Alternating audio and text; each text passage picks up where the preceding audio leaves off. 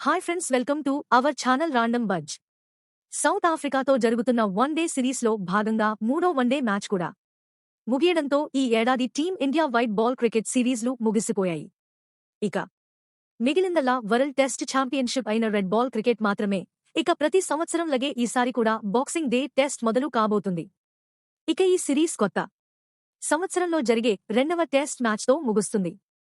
అయితే క్రికెట్ మాజీలు మాత్రం మూడో వన్డే మ్యాచ్లో సెంచరీతో వీరంగం సృష్టించిన సంజు శాంసన్ గురించి చర్చలు కొనసాగిస్తున్నారు. వాస్తవానికి సంజు శాంసన్ అంతర్జాతీయ క్రికెట్ కెరీర్లో ఎన్నో ఒడిదుడుకులను ఎదుర్కొన్నాడు.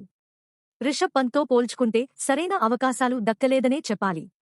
ఒకవేళ అడపాదడపా అవకాశాలు ఇచ్చినా కూడా అతనికి సరైన స్థానంలో బ్యాటింగ్ పంపలేదు. ఒకవేళ తుది జట్టులో చోటు దొరికినా కూడా కొన్నిసార్లు ఆడలేకపోయాడు.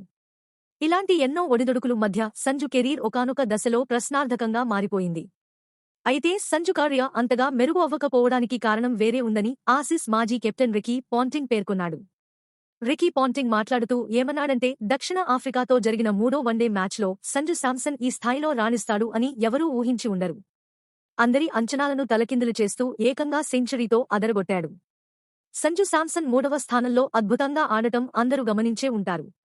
సంజు ఈ స్థానంలో బ్యాటింగ్ చేస్తే అతడి కెరీర్కు డోకా ఉండేది కాదు. కానీ టీమిండియాకి ఈ స్థానంలో ఆడటానికి కోహ్లీ పాతుకపోయాడు.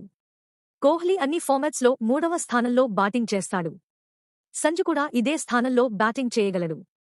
బహుశా బీసీసీఐ పెద్దలకు కూడా ఈ విషయం తెలిసే ఉంటుంది. అందుకే సంజు శాంసన్ని ఎప్పటికప్పుడు పక్కన పెడుతున్నారు. అలా కాకుండా సంజుకి తరచుగా అవకాశాలు రావాలంటే విరాట్ కోహ్లీ ఏదో ఒక ఫార్మాట్లో తన స్థానం నుంచి తప్పుకుంటే అప్పుడు సంజుకి తుది జట్టులోకి వచ్చే అవకాశం ఉంటుంది. కోహ్లీ జట్టులో ఉన్నంత వరకు సంజుకి అంతగా ఎక్కువ అవకాశాలు దక్కపోవచ్చని పాంటింగ్ చెప్పుకొచ్చాడు. పాంటింగ్ వ్యాఖ్యలపై మీ అభిప్రాయాన్ని కామెంట్ చేయండి. ఇలాంటి స్పోర్ట్స్ అప్డేట్స్ కోసం మా ఛానల్ని సబ్స్క్రైబ్ చేసుకోండి.